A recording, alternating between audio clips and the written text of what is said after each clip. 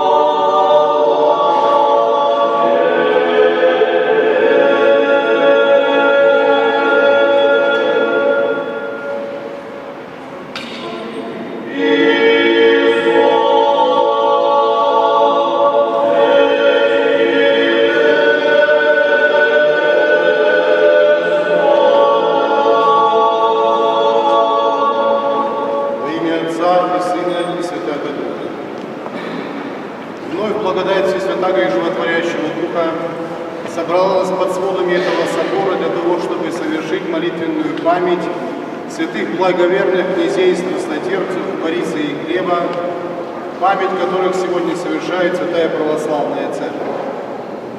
В прошлый раз, когда мы собирались в день памяти благоверных князей, мы говорили о том, какова была удивительная жизнь этих двух юношей, сыновей святого равноапостольного князя Владимира, которые воспитывались в вере и благочестии, с юных лет постигали священные писания и желали принять мученическую кончину, как это было в первые века христианства, житием которых они очень часто зачитывались.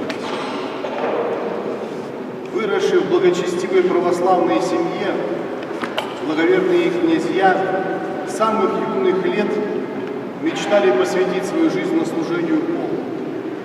Но одновременно с этим они готовились к тяжелому испытанию, которое должно было лечь на их плечи по управлению огромным государством, которым некогда управлял их отец.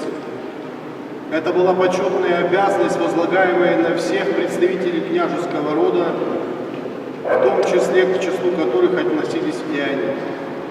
Будучи еще совсем молодыми юношами, они получили себе в удел определенные города, в которых они должны были княжить, и здесь, приходя в меру возраста исполнения Христова, они должны были научиться соподчинять свою волю воле божественной, а наипаче научиться управлять достоянием Божиим, которое было верено их попечению.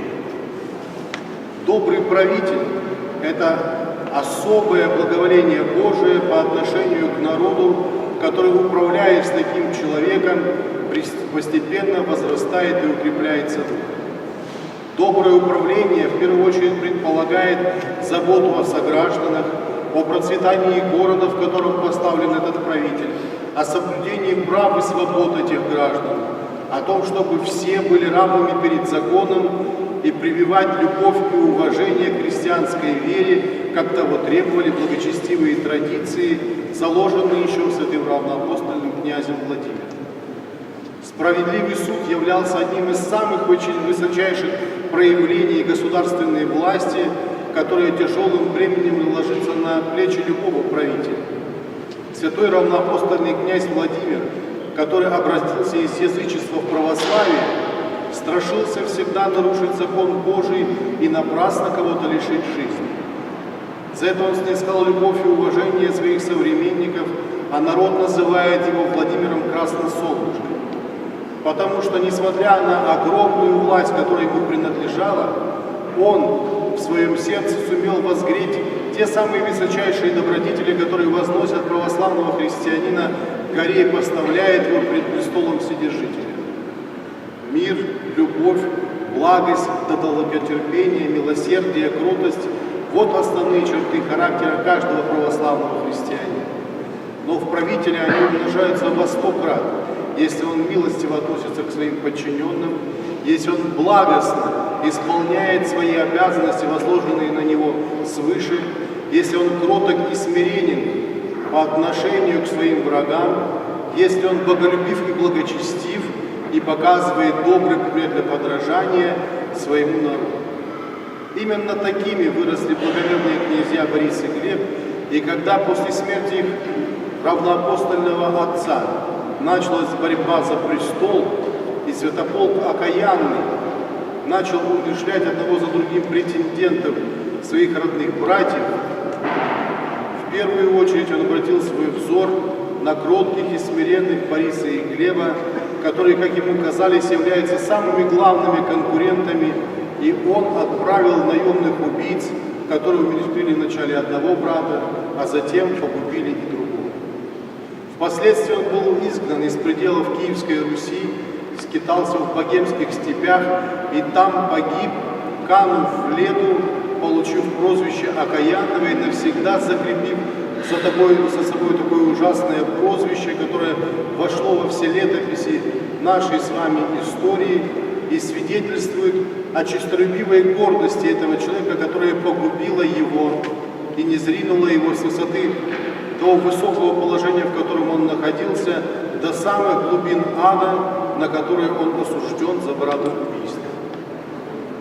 В сегодняшнем евангельском повествовании, которое было прочитано и предложено нашему вниманию, мы слышали слова Господа Иисуса Христа, который говорит своим последователям и ученикам, что наступит то время, когда брат восстанет на брата, когда люди начнут жадно желать власти, и за это они начнут губить друг друга. А те, кто являются православными христианами и последователями Иисуса Христа, должны вооружиться долготерпением и смирением, потому что в этом мире они будут скорбны. Но обнадеживая каждого из нас, Христос говорит: дерзайте, ибо я победил мир.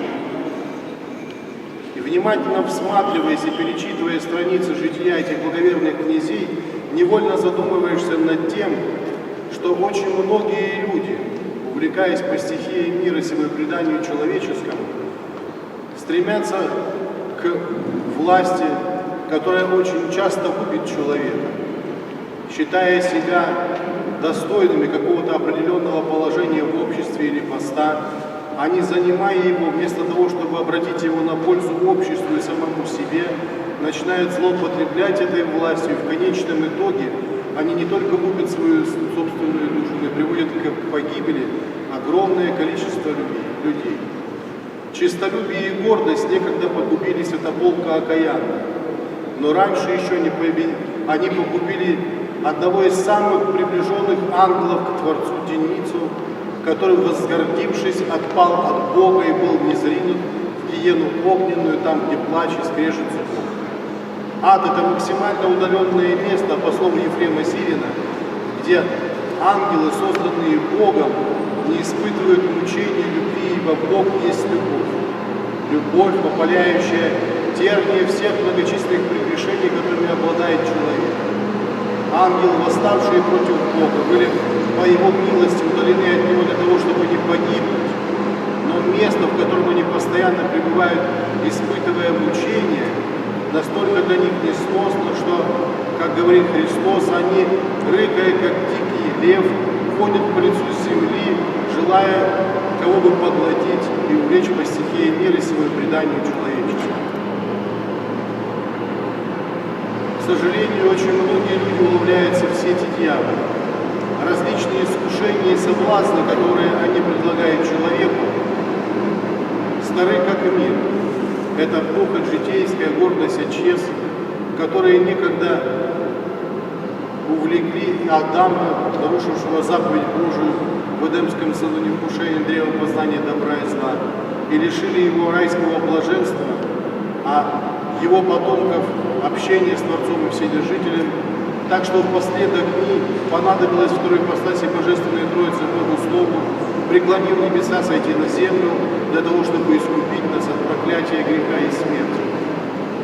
Этот величайший дар, который Бог давал каждому человеку, желающему спасения, до сегодняшнего дня предлагается Святой Православной Церковью, и всякий желающий может восхитить Царствие Небесное, которое Бог Отец уготовил любящим Его. Святые и благоверные князья получили это неувядаемое венцы Царствия Божия своей мученической кончиной, и нам, православным христианам, нам, их соотечественникам, они указывают путь, ведущий ко спасению. В первую очередь это смирение, долготерпение. Ибо Бог гордым противится, а смиренным дает благодать. Если каждый из нас хочет достичь Царствия Небесного, то в первую очередь нам нужно научиться быть смиренными, соподчинять свою волю воле божественной. И когда мы научимся исполнять заповеди Божии, то, подобно благоверным князьям, сможем войти в радость Господина своего. Аминь.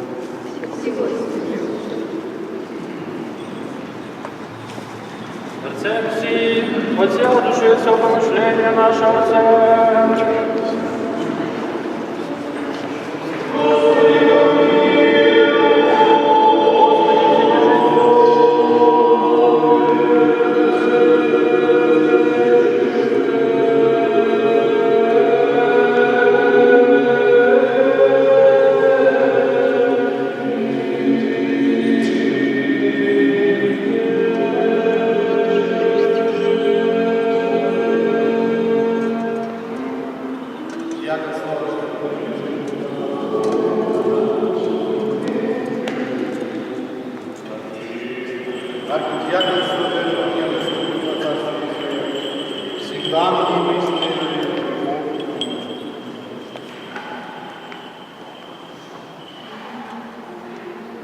Великого Господина и Отца нашего Кирилла, святейшего Патриарха Московского и всея Руси, Свято Троицы Сергиевы Лавры, священно Архимандрита, Господина и Отца нашего Ануфрия, блаженнейшего митрополита Киевского и всея Украины, Свято-Успенские Киево-Печерские Лавры, священно Архимандрита, да поменет Господь Бог во Царстве Своем, всегда, ныне и присно, и во веки веков.